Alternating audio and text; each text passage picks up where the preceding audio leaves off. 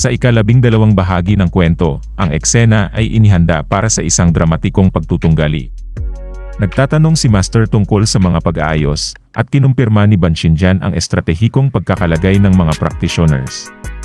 Ang plano ay nagpapakita ng paglilitis at pag-atake sa matapang na Demon Beast sa mga grupo, gamit ang kapangyarihan ng Thunder Jar upang limitahan ang kanyang kilos. Iniisip ni Master ang isang diretsahang pagsalakay, ngunit tinanggal ito ni Miss Yutong, pinagtibay ang pangangailangan para sa isang estratehikong diskarte. Binahagi niyang maghahati sa 50 grupo ang mga practitioners. Plano nilang iligaw at akitin ang halimaw sa mga takdang panahon na nagbibigay ng oras para sa paghahanda ng Thunder Jar. Si Chumo ay may mga alalahanin tungkol sa panganib sa grupo ng mga isinusumpang bait, ngunit ipinaliwanag ito ni Miss Yutong bilang bahagi ng plano ni Taeksuan, pinatibay pa ng kanilang tiwala sa kanilang pag-survive. Nagiging mas matibay ang samahan, habang ibinabahagi ni Chumo ang kanyang pagmamahal sa comics na I Killed the Devil in Newbie Village to Pay Mo Mortgage. Ipinangako ni Miss Yutong na ipakikilala sila sa misteryosong kartunista na si Tsuchida no Kokehito, na nagpapakita ng kanyang dobleng papel bilang isang immortal na practitioner na nagpupunyagi para sa kalusugan at mas magandang pagguhit. Tumataas ang excitement ni Chumo na nangarap na makakuha ng autograph ni Tsuchida no Kokehito.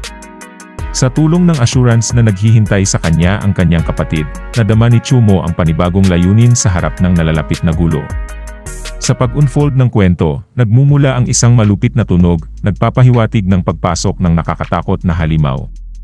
Inaasam-asam ng halimaw ang pagkakataon na mangaso at kainin ang mga practitioners, at inaasam ang lasa ng kanilang laman. Nagbibigay babala ang isang practitioner, ipinakita ang kamalayan ng halimaw sa kanilang presensya.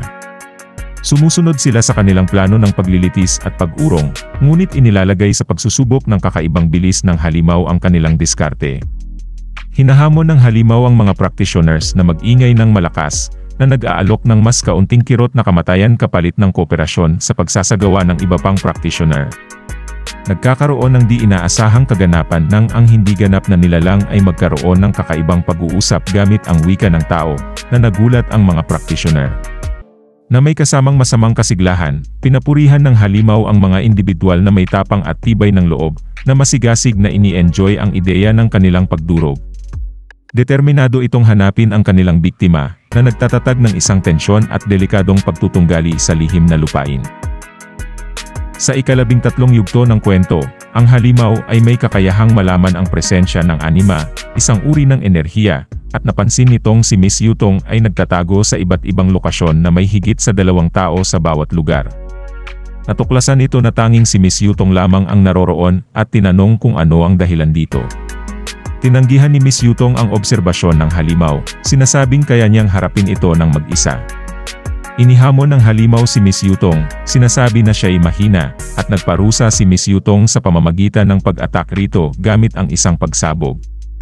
Itinuturing ng halimaw nakakatuwa ang pag-atake ni Miss Yutong, na isinasantabi nito bilang kahinaan. Sa puntong ito, biglang sumalakay si Chumo sa halimaw, na nagdulot ng hindi sinasadyang pag-iwas nito sa atake.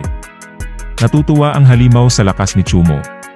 Kinikilala ng halimaw ang lakas ni Chumo, at iniaalok ang isang laban, ngunit pinag-uusapan ni na Miss Kelly at Miss Las Bishuang ang sitwasyon. Ipinakikilala nila na ang halimaw ay ang huling boss ng ika-5 lihim, at ang mga malalakas na halimaw ay nagiging kamukha na ng tao.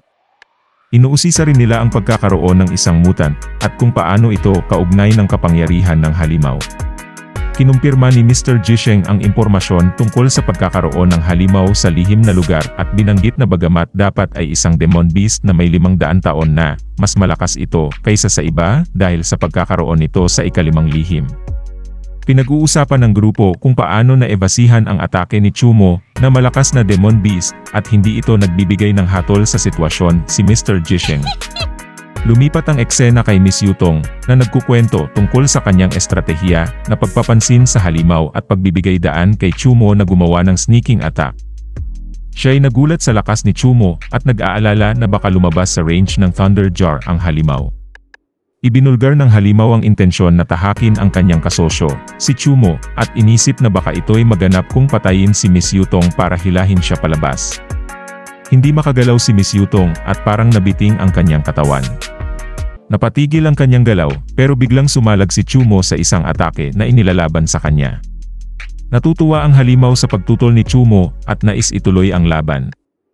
Lumitaw ang mga mensahe mula sa mga manonood na nagpapahayag ng kasiyahan at pag-aalala sa patuloy na laban. At dito na po muli natatapos ang yugtong ito. Maraming salamat po. Huwag pong kalimutan mag-like at mag-subscribe para sa mga susunod na kabanata. Hanggang sa muli.